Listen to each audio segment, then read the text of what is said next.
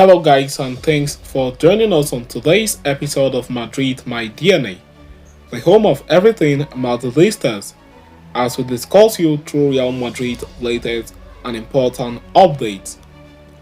Kickstarting with today's agenda, Kylian Mbappe wants to resolve his future before the UEFA Champions League round of 16, even as Real Madrid have set mid-January deadline.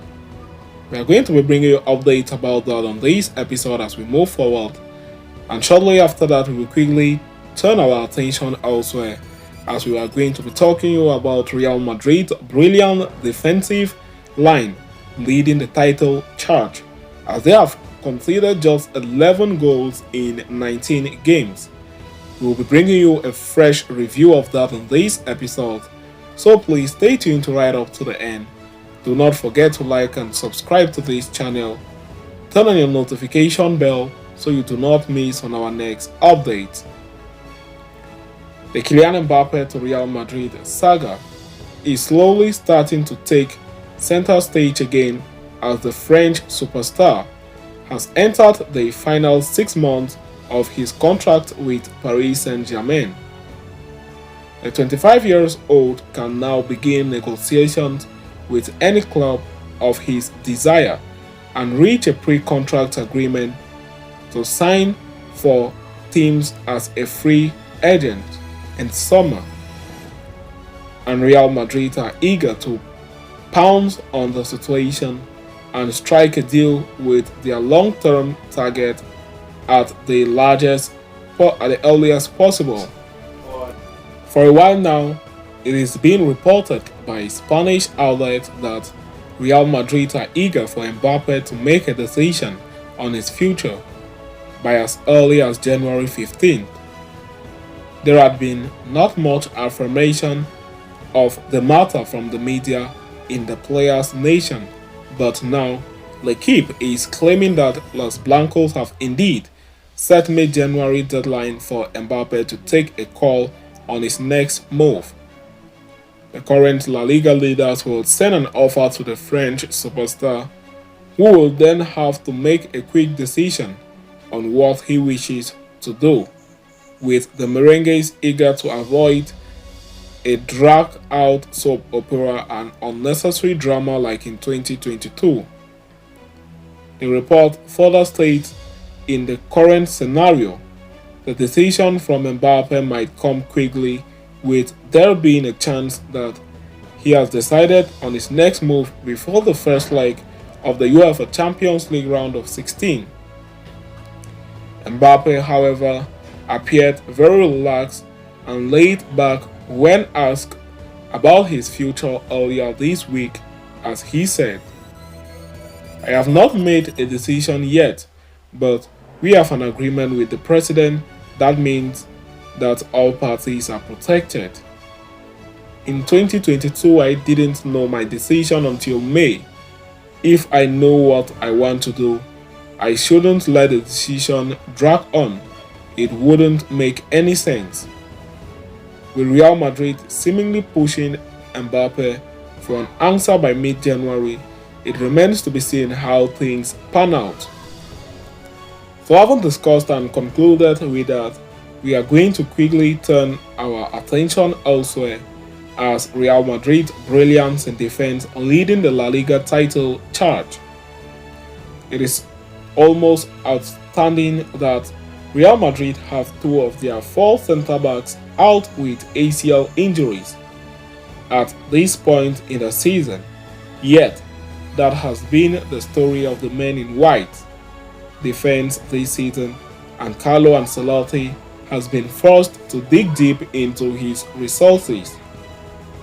It all began with a painful cruciate ligament injury to Eder Militao on March day 10 of La Liga.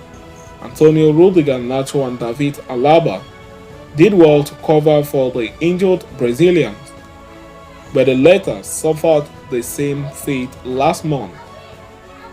Having lost one of their first choice centre-back early on in the season, many expected a visible decline in Real Madrid's defensive numbers across all competitions. Alaba and Rudiger were, after all, a relatively untested combination with little guarantee over their partnership. Yet Ancelotti's men boast of some of Europe's best defensive numbers this season. The players in white have stepped up as a group to compensate for their deficit, and the numbers say it all. Real Madrid have conceded just 11 goals all season in La Liga and 7 goals in 6 UEFA Champions League appearances. Notably, the next best figure in the league belongs to Las Palmas, who have conceded 17 goals. At a 0.57 goal conceded per game, the Merengues stand third best in all of Europe. Only Nice of France League 1, 0.52, and Inter Milan of the Serie A, 0.44, boast of better numbers. While Real Madrid's defensive numbers are very impressive, one must remember that they did not get off to the best start of the opening game of La Liga.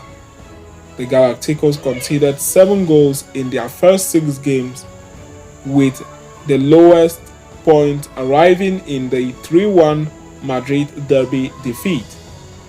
Everything changed after the defeat to Atletico Madrid. Since then, Ancelotti changed his defensive setup into a dynamic with 2 rows of 4 players and 2 free players up front who are free to apply pressure. After the derby, Ancelotti has only conceded 5 goals in 13 matches, testament to their brilliance. The diamond system, needless to say, has fit them well.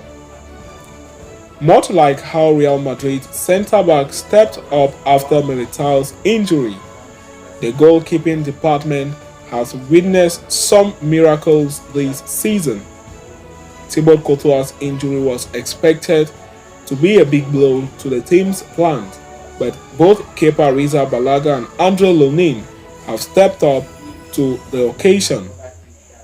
The Ukrainian star ranks second in all of Europe in terms of saves as per 90 minutes at a stunning 83.33%, only behind Jan Sommer, 84.31%. Kepa is not far behind as he sits 10th with 78.79%. It is thus not an understatement to call Real Madrid into the business end of the season. If the defense holds the fortress with such consistency and resilience, one can trust in the forward to deliver the winning blow game after game. So, having discussed and concluded with that, we have come to the end of this episode. Thanks for following us right up to the end. See you next time, and Hala Madrid to us all.